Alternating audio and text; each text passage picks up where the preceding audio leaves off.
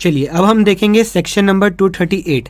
Actually ये section है आपका इन कॉन्टिन्यूएशन टू सेक्शन नंबर 235। ठीक है, पढ़ते हैं इसको। रजिस्ट्रेशन ऑफ सर्कुलर या offer involving transfer of share.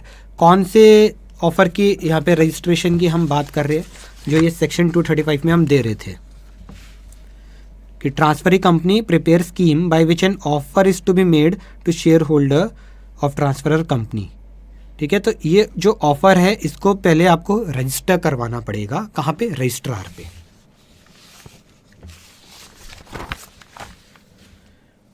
ठीक है, in relation to every offer of a scheme involving transfer of share in the transferor company to the transferee company under section 235 following provision shall apply. Circular prepared by director of transferor company will contain offer made by transferee company, director's recommendation to accept such offer and such information as prescribed in Rule 28। तो 3 चीज़ों को हमें register करना है। एक circular बनाना है अपने को। ठीक है, उस सर्कुलर के अंदर, वो सर्कुलर कौन बनाएगा? डायरेक्टर बनाएगा। कहाँ का? उस कंपनी का जिसके शेयर्स हम एक्वायर करना चाहते हैं। ठीक है, तो उस कंपनी का डायरेक्टर एक बनाएगा कि हमको ये ऑफ़र आया हुआ है एक ट्रांसफरी कंपनी से, और ये उसकी रिकमेंडेशन है और ये कुछ और इन्फॉर्मेशन है as prescribed in rule 28। Okay, उसके बाद एक स्टेटमेंट वो और देगा। Every such offer shall contain a statement कि हमारे पास पर्याप्त कैश है कि अगर हम ये ऑफ़र एक्सेप्ट कर लेते हैं तो आप लोगों को पेमेंट देने के लिए हमारे पास पैसा है। पैसा कौन दे रहा है? पैसा ट्रांसफरी कंपनी दे रही है। ये देखो, एक सेपरेट बैंक अकाउंट में यहाँ पे हमने लिखा था ना, पेमेंट जमा करा रहे हैं।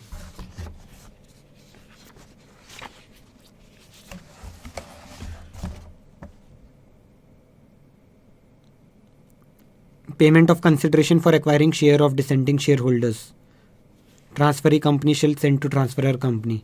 तो ये सब चीज़ें, तो ये जो नोटिस आया, ये सब भेजा, तो इसके बाद अगला स्टेप क्या होगा? डायरेक्टर वो एक सर्कुलर बनाएगा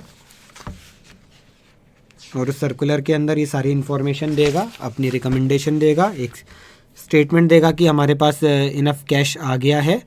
और every such circular shall be presented to registrar for registration and no such circular shall be issued unless it is registered.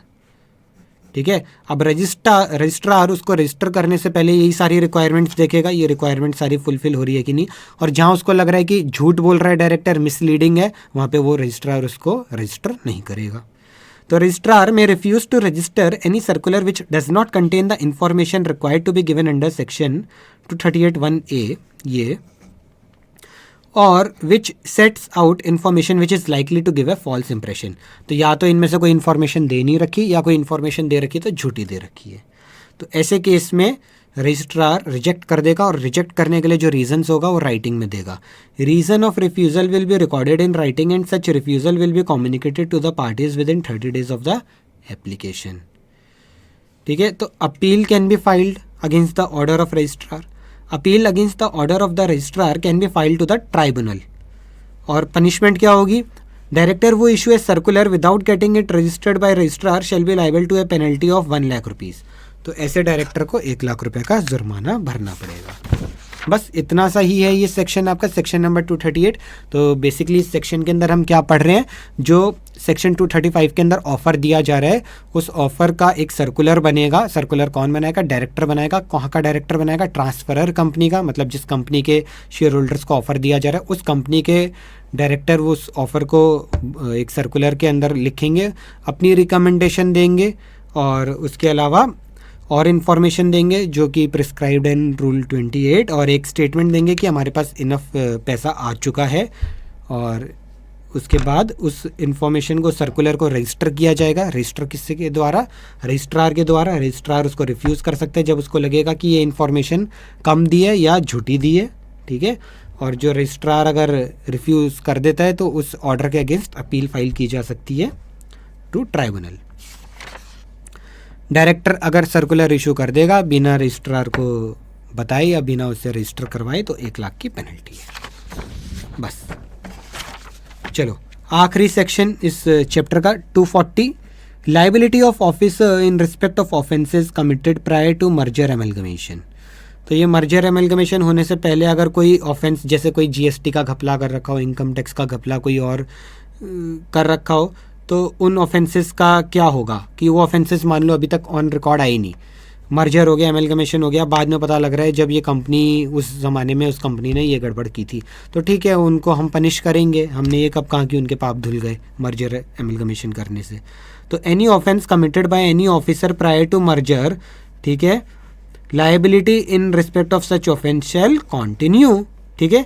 Section 240 shall apply notwithstanding anything contained in any other law for the timing in force. मतलब ये 243 आपका लागू रहेगा in spite of the fact कि किसी और law में किसी और जगह पे कहीं कुछ और लिख रखा हो। तो सिंपल सी बात है कि अगर किसी ने कोई पाप किए हो कंपनी में, वो कंपनी को बेच के ये सोचे कि मैं उन पापों से मुक्त हो गया, नहीं हो सकता, अपने पापों की सज़ा उसको भुगतनी पड़ेगी। बस इतना सही है सेक्शन 240।